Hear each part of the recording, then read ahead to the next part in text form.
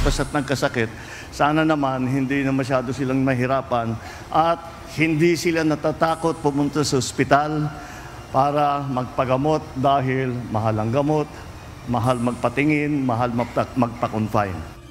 Bumisita si Pangulong Ferdinand Marcos Jr. ngayong araw sa Eastern Visayas Medical Center upang personal na makita ang sitwasyon sa paggamutan at kung paano nito ipinatutupad ang programang Bayad na Bilmo o Zero Balance Billing Program ng pamahalaan.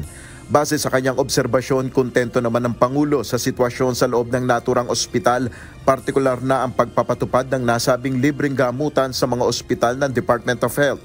Kasabay ng pagbisita sa naturang ospital ay namahagi ang Pangulo ng 124 patient transport vehicle para sa buong rehiyon ng Eastern Visayas. Sa kanyang talumpati, inihayag ng Pangulo ang kanyang nababalitaan na mayroong nahihirapan pa rin sa sistema ng zero balance billing gaya ng mahabang pila.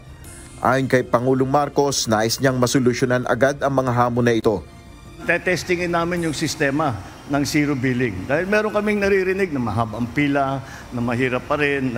So titignan natin paano natin naayusin para ang pasyente papasok, it's an outpatient service, ang pasyente papasok, magpapatingin, bibigyan ng reseta o kung ano kailangan para gamutin.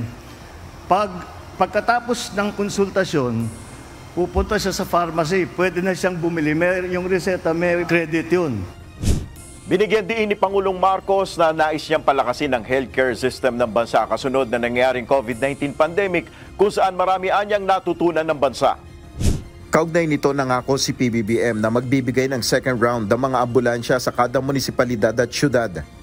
Pinapangako sa akin ni Mel ang ating by the end of the year, we will start already the second round. Kasi pag natapos na namin mag 100% na lahat itong 1,642 na bayan at saka lungsod, babalikan din namin. Binisita rin ni Pangulong Marcos ang pinakamalaking solar pump irrigation project ng National Irrigation Administration o NIA sa Ormoc City, Leyte.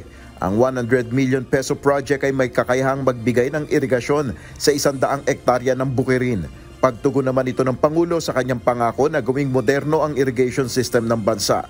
Nel Maribuhok, UNTV News and Rescue, Diyos ang aming sandigan, serbisyo publiko ang aming pinahalagahan.